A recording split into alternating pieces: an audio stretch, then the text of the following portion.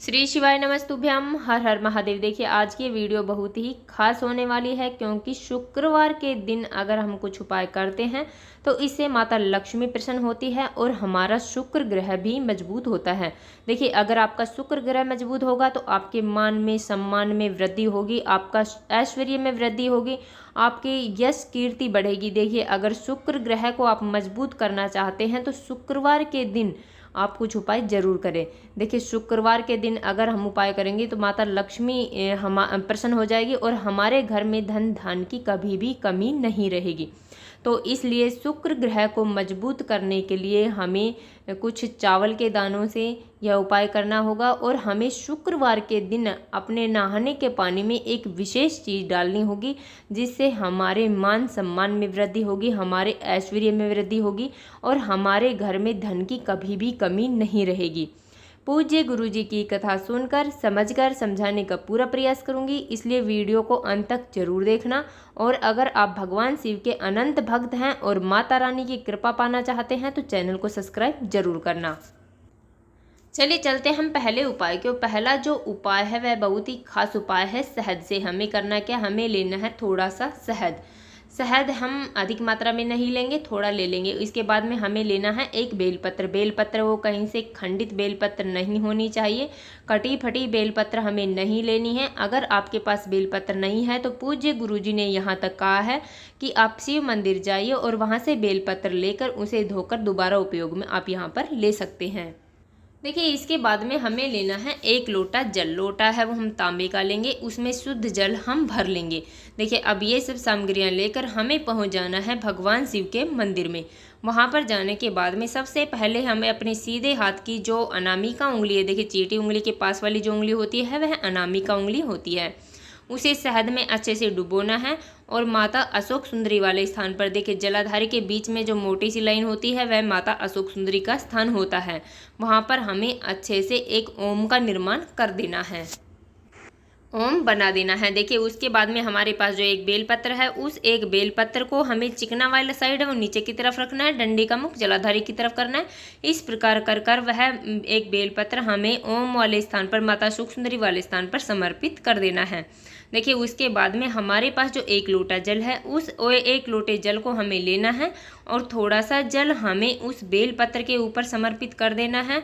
और इस प्रकार धार बनाकर, देखिए हमें बीच में धार तोड़नी नहीं है, और इस प्रकार ले जाकर यह एक लोटा जल हमें भगवान शिव के शिवलिंग पर समर्पित कर देना है। माता अशोक सुंदरी से ले जाकर सीधा भगवान शिव के शिवलिंग पर हम समर्पित कर देंगे श्री शिवाय नमस्तुभ्यम का जाप करते हुए।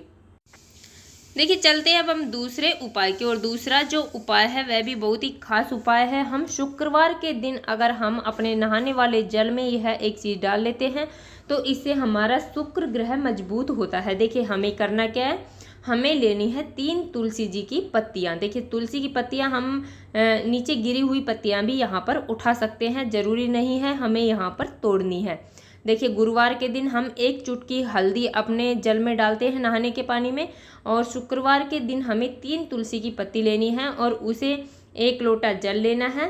एक लोटे जल में हमें वह तुलसी की पत्ती डाल देनी है और वहाँ पर बैठकर हमें ओम नमो भगवते वासुदेवाय नमः का 108 बार नाम ले लेना है, जप कर लेना है उस जल को आगे रखकर। उसके बाद में वह तुलसी की पत्तियाँ हमें उस लोटे में से निकाल देनी है। उसके बाद में थोड़ा सा जल हमें अपने नहाने वाली बाल्टी में डाल लेना है।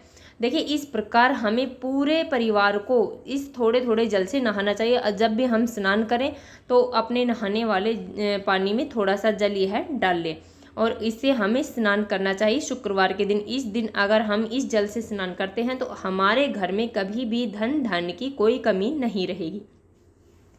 तो इस प्रकार हमें यह बहुत ही प्यारा सा, बहुत ही सुंदर सा दूसरा उपाय यहाँ पर कर लेना है।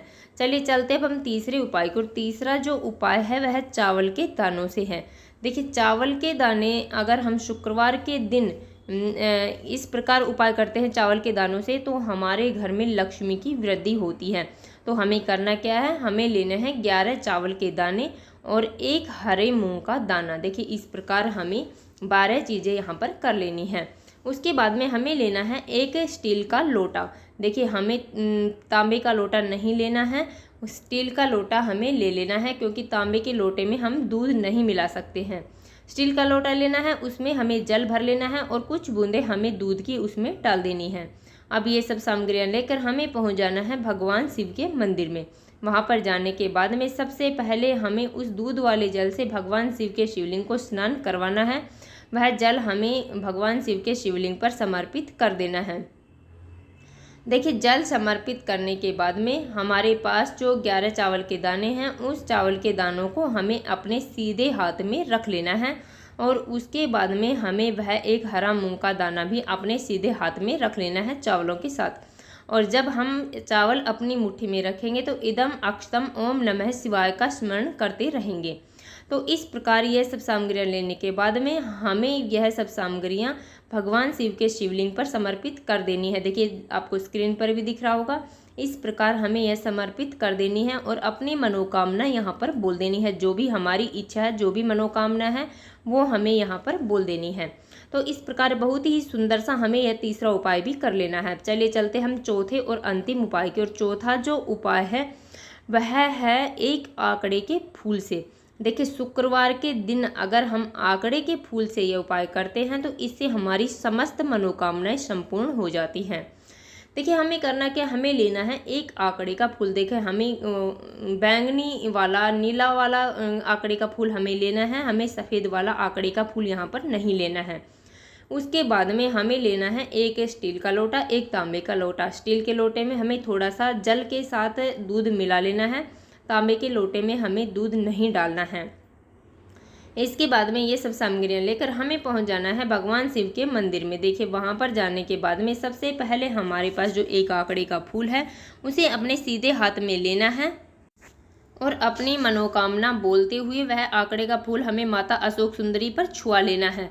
और इस प्रकार वहां से अपनी मनोकामना बोलने के बाद में उस फूल को उठा लेना है और उसे भगवान शिव के शिवलिंग पर हमें समर्पित कर देना है अपनी मनोकामना बोलते हुए। जो भी हमारी इच्छा है, जो भी मनोकामना है, वो हमें वहाँ पर बोल देनी है। देखिए, इसके बाद में हमारे पास जो एक स्टील का लोटा है, उस एक स्टील के लोटे को हमें लेना है और उससे हमें पहले दूध वाले जल से हमें भगवान शिव के शिवलिंग पर स्नान करवा देना है। जहाँ पर आंकड़े का पुष्प हमने समर्पित किया है उसके ऊपर हमें वह जल समर्पित कर देना है।